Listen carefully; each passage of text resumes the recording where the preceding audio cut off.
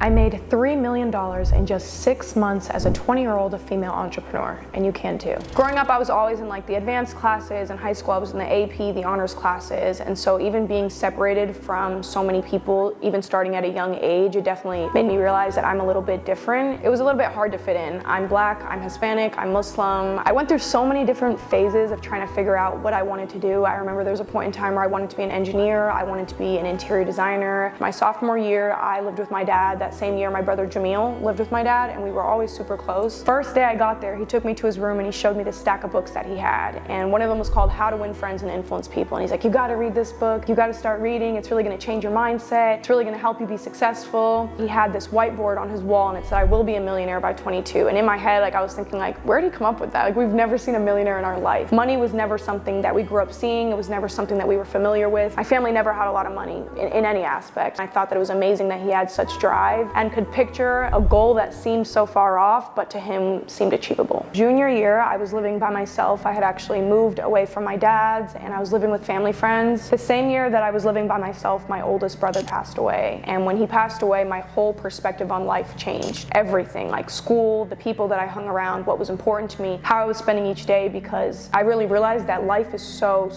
short. And the fact that my brother was taken at 22, I was only 16, and he was one of the closest people to me. And so I never understood why he was taken so soon. I didn't understand it. I was going through my own grieving process. It changed everything and put life into a different perspective. I really got very selective with what I was putting into my mind, the people that I was hanging around. I got very isolated. I started really just focusing on my art, on working, and really just being alone and focusing on my family. I was asking myself, I didn't see my brother before he passed away because it wasn't winter break yet, because I had to stay in school for winter break. Was school ever that important where I didn't see my brother before he passed away because I had to be at school? You could not even finish school and your life could be over. I have other things that are more important to me, my family, my time, what I want to do with my life. Because we grow up from kindergarten to 12th grade in school, we naturally rely on like who we are as a student as part of our identity. But what you start to realize is like all you're doing is giving power to someone else to tell you how valuable you are or to tell you how qualified you are. I didn't need someone else to tell me if I was worth doing a job or not, or if I was good enough to do something, because if I wanted to do something, I just had to decide to do it, and I don't need validation from someone else, whether that be a teacher, whether that be a professor, whether that be an employer, from anyone. You don't actually need validation from someone. You just have to decide within yourself that you're capable of doing it and go for it. Once I got into college and I started going through the day-to-days, I was working 2 full-time jobs. It was exhausting. I spent a lot of time doing things for other people. It was like I was doing my schoolwork for my teachers, but it didn't really make sense to me. I wasn't really understanding what I was supposed to get out of it. I was nannying to make enough money to survive, but it wasn't enough to do anything beyond that because I had to spend all my time working. One day I was sitting in class and I was listening to my teacher talk, and he gave us this huge assignment, and it was a predominantly white school, so everyone partnered up into these groups and I was just sitting there by myself, and again I felt like I didn't fit in. I started like just wondering, what am I doing here? These assignments, these aren't helping me progress in the area that I want to progress in. They're kind of just like buffer time. They're just busy assignments to keep us busy. It wasn't really what I needed to achieve the success I wanted. And actually at the same time I was finishing up first semester of my freshman year of college, I got an interview with this very high profile family for nannying, and I'd never had an experience like that. And even when the experience came up, I kept asking myself, like, why me? Like, why am I getting this opportunity to work for such a high profile family? I'm an 18-year-old who's not even CPR certified. Out of all people, why would they pick me? And my mom kept telling me, like, that's not the right mentality to have. Like, who cares if you're 18 years old? You know that you're an amazing nanny. You know that you're caring, compassionate, that you know how to care for children. You've done that your whole life. And then I started asking myself, would I rather learn from a professor, or would I rather learn from a billionaire who has the lifestyle that I want, and I could actually learn from him in person and see his lifestyle? So at the end of freshman year, I remember we were finishing up with classes, and I was listening to these tapes, and they said people who are successful make decisions quickly and they stick to those decisions. I decided right then and there, I was like, I'm gonna be done with school, I'm gonna drop out. And so that same day I texted my counselor and I said, please unenroll me from all upcoming classes. And she was like, oh no, like, is something wrong? Is there something I can help with? And I was like, no thank you, just please unenroll me. I'll no longer be attending Maryville. If I'm not gonna go to school, I have to figure out how I'm gonna be a successful entrepreneur. I started reading books, I started watching YouTube videos, I was doing cosmetology, I learned how to do nails completely by myself. So after trying e-com, drop shipping, trading stock options, I finally started Airbnb,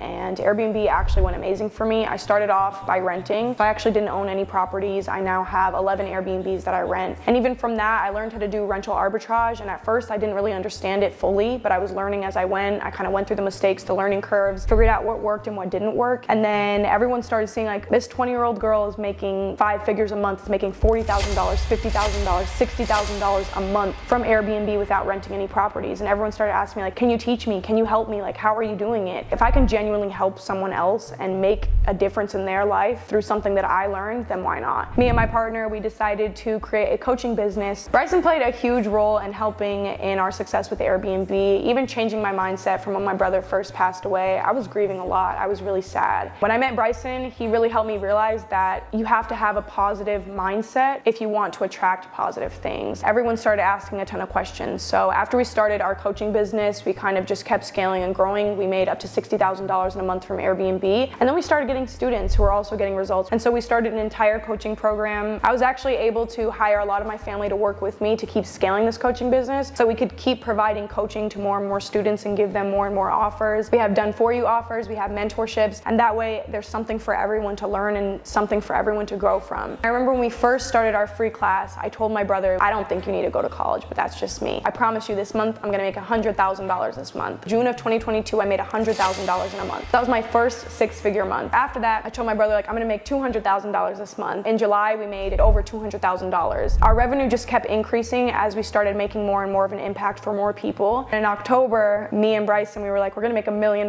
this month. And in October, we made $1 million.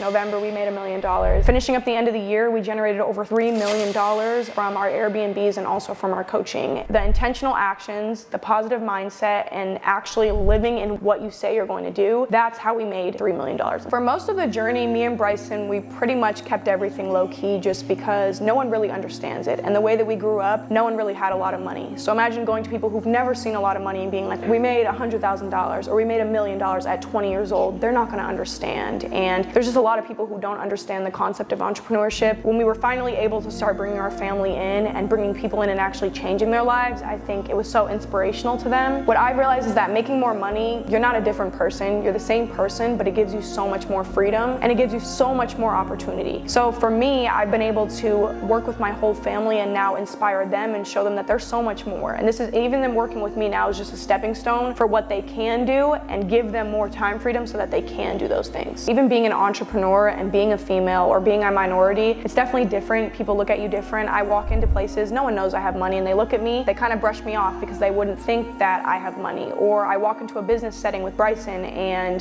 they immediately talk to Bryson because they don't think that I have anything to do with the business, they just think that I'm there. But what they don't know is that I'm actually a female entrepreneur. And just because you're a woman doesn't mean that you can't be driven, that you can't be outspoken or say how you feel. If you have a dream, go after it and chase it. Don't let the people that surround you, don't let people that you grew up with, don't let your parents, don't let society tell you that it's not okay. I think a big thing is learning who to listen to, because what I learned is that everyone has an opinion, but if they don't have what I want or they don't have the lifestyle that I want to live or hold the same values as me or the same morals as me, as much as I love them and as much as I respect them, it doesn't make sense for me to listen to them because they don't have what I want. And so what I would tell my younger self would be, think bigger and learn who to listen to. And then not just that, but it's okay to be yourself. You don't have to feel scared if you don't fit in. You don't have to feel like you have to conform to society or to what people want you to be. Each day that you're intentional, little by little, even when you don't know it or when you can't see it, you're building the life that you want. You have to know what you want and be intentional behind it every day, and it'll come to you.